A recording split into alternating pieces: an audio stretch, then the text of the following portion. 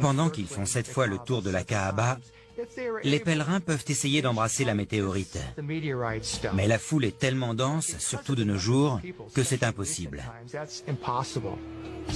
Donc, si vous ne pouvez pas physiquement embrasser la pierre, vous devez tendre la main droite vers elle pour montrer votre respect, votre vénération.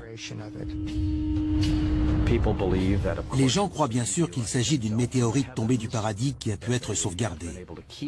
Ce ne sont plus que des petits fragments, car elle s'est cassée, mais ils l'ont préservée en la maintenant dans un cadre en argent. C'est un magnifique artefact.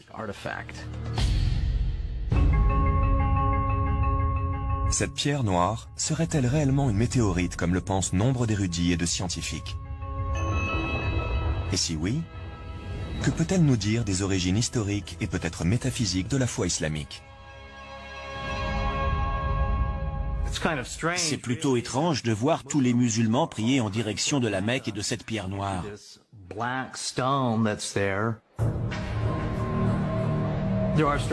On raconte que la Kaaba de la Mecque dégagerait une certaine énergie,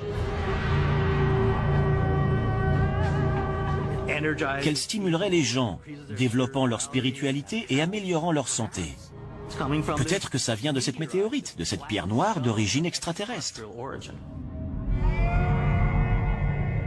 Aujourd'hui, en raison de l'immense valeur spirituelle de la pierre noire dans la religion islamique, il est formellement interdit d'en effectuer une analyse scientifique. Pour les musulmans, la pierre noire vient tout simplement du paradis.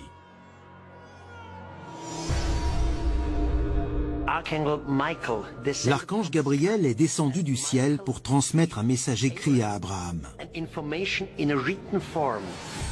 Et ce message était enfermé dans une pierre. Et cette pierre est désormais dans la Kaaba. On dit que c'est une pierre du paradis.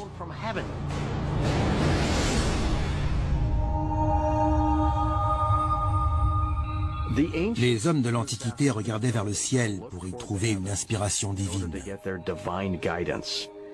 On pourrait être en face d'un cas de ce genre. Les recherches montrent que la Kaaba est dans l'alignement exact de l'étoile Canopus, des cycles de la Lune et des solstices d'hiver et d'été. Mais où et comment nos ancêtres ont-ils pu obtenir un tel savoir en astronomie? De la même manière que les planètes tournent autour du Soleil, les marches en cercle autour de la Kaaba sont une référence symbolique aux alignements des astres de l'époque.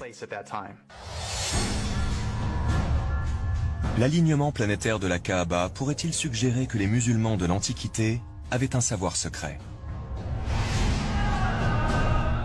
Leur vénération pour la pierre noire ne serait-elle pas une commémoration d'une ancienne rencontre avec des extraterrestres?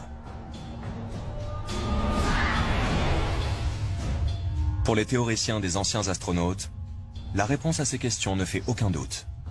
C'est forcément oui.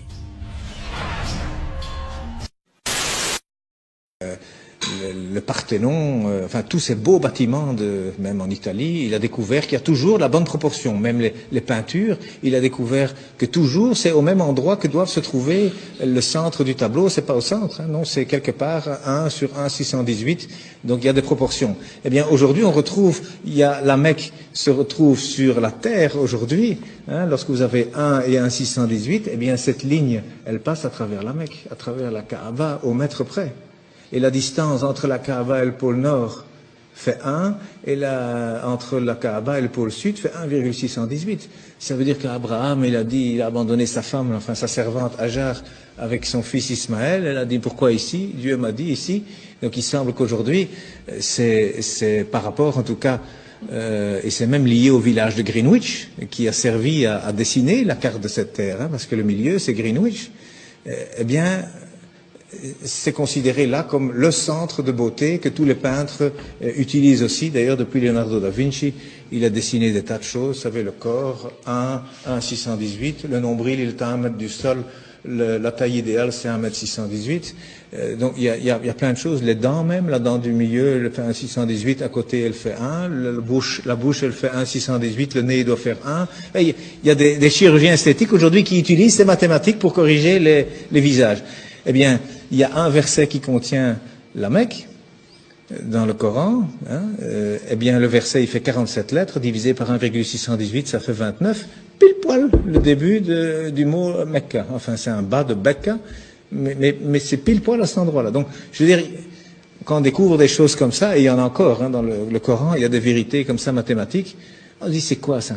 C'est pas un homme, il n'avait pas d'ordinateur, le prophète, il n'en avait pas, c'est sûr, c'est certain, ça c'est vraiment une vérité, on n'a jamais rien retrouvé d'informatique à l'époque, c'est sûr. Et ça a déjà été testé, à mon avis, 1 million de fois. Ça fait partie de la science exacte. Mais cet homme, d'où est-ce qu'il a cherché ce texte? Il y a plein de choses comme ça. Alors le premier message, d'ailleurs, il faisait 19 mots. Le premier message faisait 19 mots, Bismillahirrahmanirrahim, fait 19 lettres. Il y a 6 fois 19 sourates, il y a 142 fois 19 le mot Dieu dans le Coran, il y a 3 fois 19 fois le miséricordieux dans le Coran. Ce chiffre 19 dans le Coran, c'est aussi quelque chose d'incroyable. Mais donc le premier message, c'était, voilà, informez-vous. Au lieu d'interpréter, d'abord le savoir. D'abord savoir de quoi on parle. Et le dernier message du prophète, dont on dit qu'il est mauvais pour les femmes, eh bien, il a dit, soignez vos femmes, et pour la prière, ne l'abandonnez pas. Alors, moi je dis, une religion où le premier message et le dernier message sont ainsi, je ne vois pas très bien ce qu'on doit craindre. Donc,